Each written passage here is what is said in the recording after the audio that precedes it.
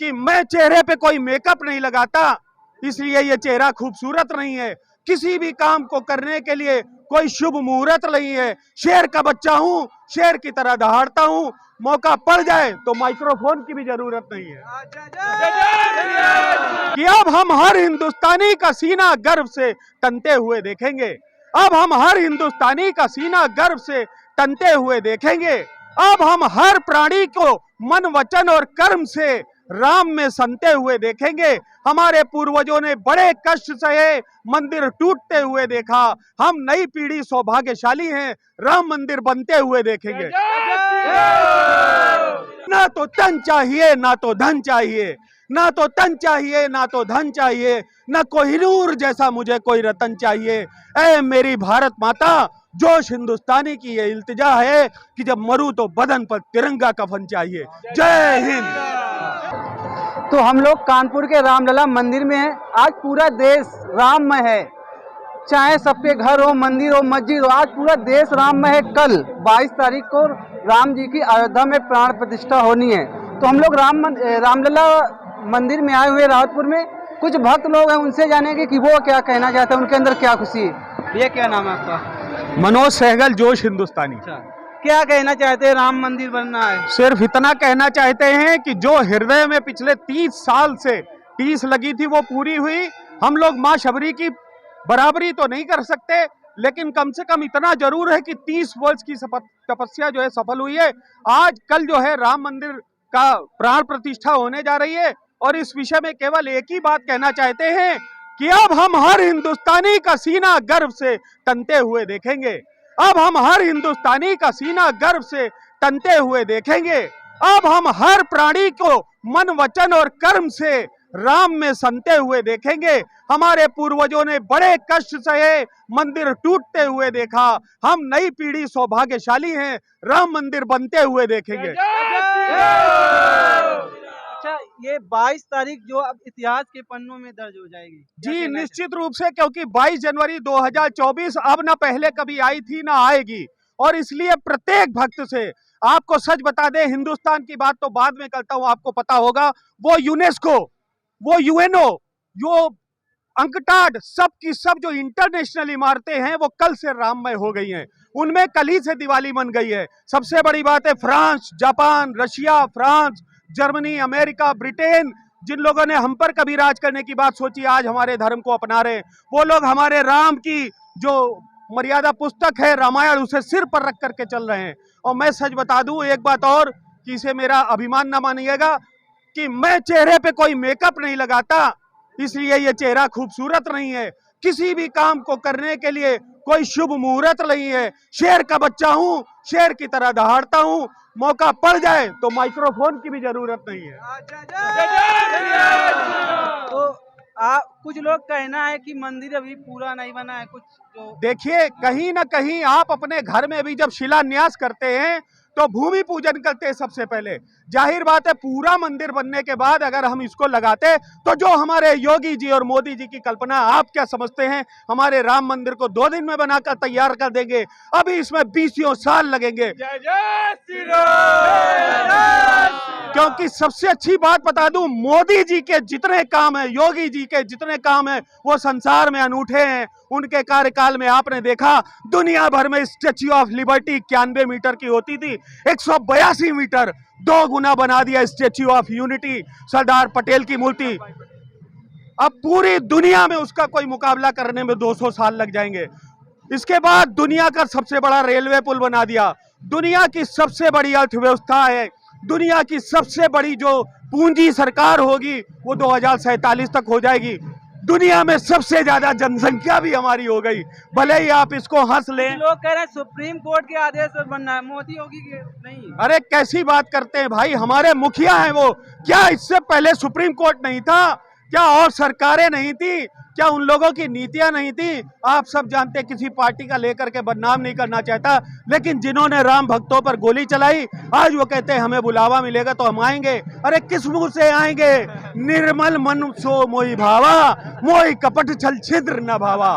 राम के सामने कोई असुर आ ही नहीं सकता है। अच्छा, आप कहाँ से आए इस मंदिर में आज? मैं देखिए बोलूंगा तो फिर आप लोग कहेंगे अपनी प्रशंसा कर रहा है। ये जितने मेरे भाई बहन साथ में हैं, हमारे पीछे सरदार हरदीप सिंह सहगल मेरे सगे बड़े भाई, और एक और भाई है प्रमोद सहगल, और एक मेरा छोटा भाई अभी जयपुर राजस्थान में गाड़ी चला रहा है। हम लोग भी राम की तरह चार ही भाई हैं, और चारों ने ये शपथ ली थी कि इस यात्रा में शामिल होंगे, लेकिन वो ट्रक लेकर गया है।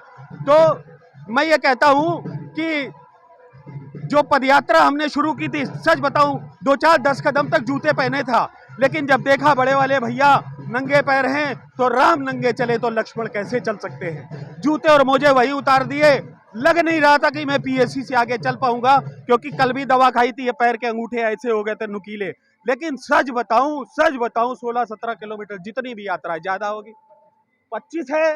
अरे भैया तब तो जय श्री राम। अगर 25 है तो मेरी एक कल्पना है कि मैं रामा देवी शिव कटरा से और उन्नाव में हनुमान मंदिर है जो हमारे आराध्य देव हैं छोटे चौक में, वहां तक पदयात्रा करूं। अगर ये 25 है तो जाहिर बात है अब मैं दोबारा वहां जा सकता हूं। अच्छा, युवा पीढ़ी के लिए क्या मैसेज देना? सर, युवा पीढ़ी को एक ही बात कहना चाहता हूं कि अगर वो बाल बच्चेदार हैं, आपके छोटे छोटे बच्चे हैं, तो एक बात कहूंगा, देखिए आज रामलला मंदिर की प्राण प्रतिष्ठा के पूर्व संध्या पर या दोपहर में हम लोग जो कुछ बोल रहे हैं, कल प्राण प्रतिष्ठा के दिन कतई भूल करके भी अपने घरों में 5 दिए जलाना मत भूलिएगा। और सबसे बड़ी बात है, ये न्यूनतम 5 है, अधिकतम जितनी आपकी श्रद्धा हो। सबसे बड़ी बात इस यात्रा के बारे में ये कहूं कि जब रामा देवी से यहाँ तक चली तो किसी ने भी रास्ते में जलपान नहीं किया, किसी ने यात्रा में कोई भोजन नहीं किया, सब के सब ऐसे ही आ रहे हैं, सिर्फ इसलिए कि यात्रा जो है दिखावे के लिए नहीं होती है। और एक बात और कहना चाहता हूं कि 2 दिन बाद 22 या 24 तारीख को बालिका दिवस होगा। हम सब नारियों को प्रणाम करते हैं। 26 जनवरी को हमारा गणतंत्र दिवस होगा, हम भारत की भूमि को भी प्रणाम करते हैं। और साथ ही साथ ये कहते हैं कि ना तो तन चाहिए ना तो धन चाहिए, ना तो तन चाहिए ना तो धन चाहिए, ना कोहिनूर जैसा मुझे कोई रतन चाहिए। ऐ मेरी भारत माता, जोश हिंदुस्तानी की ये इल्तिजा है कि जब मरूं तो बदन पर तिरंगा कफन चाहिए। जय हिंद। भैया क्या कहना चाहते हैं आप? भैया हम तो ये कहना चाहेंगे, क्योंकि अयोध्या में इससे पहले भी दर्शन किए, जब हमारे भगवान त्रिपाल में रहते थे और ठंडी और गर्मी सब कुछ सहते थे। आज जीवन की वो कल्पना है कि हम लोग मंदिर बनते हुए देख रहे हैं, तो इससे ज्यादा सौभाग्य की बात हमारे लिए इससे ज्यादा क्या होगी कि भगवान हमारे त्रिपाल में थे और हम लोग घरों में अपने आराम से रहते थे। आज हमारे जीवन धन्य हो गया कि भगवान श्री रामचंद्र जी का मंदिर कम से कम भगवान कल अपनी जगह स्थान पे आ जाएंगे। अच्छा, मंदिर बनने से देश का विकास संभव? देखिए, विकास की बात तो बाद में कहूंगा, एक बात कह दूं कि पूरी हुई है तपस्या हम सबके अरमान की, पूरी हुई है तपस्या हम सबके अरमान की, चहुं दिश में गूंज रही है राम लला के यशगान की। और मोदी और योगी से ज्यादा अगर सबसे ज्यादा खुश है तो किसी की छाती गर्व से चौड़ी है, वो है हनुमान की, क्योंकि उनसे ज्यादा जो धैर्य है किसी ने नहीं रखा। उनके प्रभु राम को अगर कोई छू लेता था तो वो। और एक बात और बता दे, ये सत्य है, अकाट्य सत्य है, ब्रह्मांड में पूरा सत्य है। कभी भी राम के सामने हनुमान जी की जय मत बोलिए, वो बुरा मानते हैं। पूरे ब्रह्मांड में बोलिए आप, दुर्गा मैया की जय प्रसन्न हो जाती है, राम जी की जय प्रसन्न हो जाती है, भोलेनाथ की जय प्रसन्न होता है। जब आप राम मंदिर में हनुमान जी की मूर्ति के सामने खड़े होते हैं, जय बजरंगबली, उन्हें गुस्सा चढ़ता है, मारने को दौड़ते गदा लेकर। मेरी जय मत बोलो, मेरी जय मत बोलो। एक छोटी सी 2 सेकंड की घटना बताता हूं कि राम जैसा आराध्य कोई नहीं और हनुमान जैसा कोई भक्त नहीं। जब माता सीता को वनवास दे रहे थे राम जी, तो हनुमान ने बड़ी विनय करी कि प्रभु ऐसा ना करिए, अनर्थ हो जाएगा। राम ने क्रोध में आकर उन पे तीर तान लिया, तो हनुमान जी कहने लगे, नहीं प्रभु ये अनर्थ मत करिएगा। राम कहने लगे, भयभीत हो गए, हनुमान तुम तो अजर उमर हो, महाबलशाली हो। उन्होंने कहा, नहीं प्रभु, वजह कोई और है, कारण कुछ और है। राम जी ने क्रोध में आकर तीर चला दिया, तीर जाकर हनुमान की छाती में घुसता है। हनुमान वहीं के वहीं खड़े रहते हैं और राम जी पीछे को गिर जाते हैं। जब हनुमान जी दौड़ कर आते, प्रभु हम इसीलिए कह रहे थे कि मुझ पर तीर मत चलाइए, ये देखिए जय श्री राम। इतिहास में 2 बार केवल हनुमान जी ने अपना सीना चीर कर दिखाया कि उनके सीने में राम सीता बसते हैं। एक बार विभीषण के कहने पर और एक बार जो है राम के कहने पर। तो ऐसा भक्त ना पूरी और मैं सच बताऊं, रास्ते में 2-4 किलोमीटर के बाद पैर ऐसे लगे कि अब यहीं से लौटना पड़ेगा। बार बार उन्नाव से फोन आने लगा, बड़ा जरूरी काम है, बड़ा जरूरी। मैंने कहा, अब मन में ठान लिए, मुझे उम्मीद ही नहीं थी कि मैं, अब लोग 25 बता रहे, मुझे तो लगा 16-17 होगी। पता नहीं रामा देवी से यहाँ तक कितने किलोमीटर है, जितनी भी है। लेकिन सच बताऊं ईमानदारी से, गाड़ियां चल रही थी, कहीं भी नहीं बैठा हूं, और जूते बस 2-4-10 कदम के बाद उतार दिए थे, और बस कुछ नहीं कह सकता। ये पल, ये दिन 21 जनवरी हमारी जिंदगी का सबसे महत्वपूर्ण दिन है। अब आज के बाद अगर जान चली भी जाए तो कोई गम